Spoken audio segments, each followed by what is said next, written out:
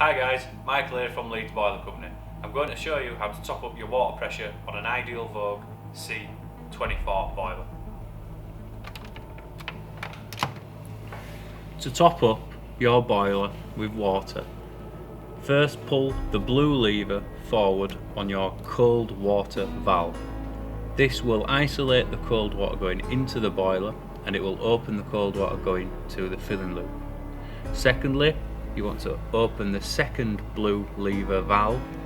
You want to be doing this slowly as this will put cold water into the radiators.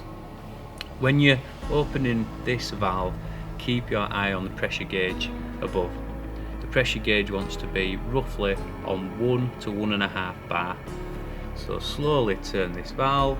Once it reaches 1.2 bar, we like to say, shut that valve back off and then go back to your other valve and shut that valve back off as well.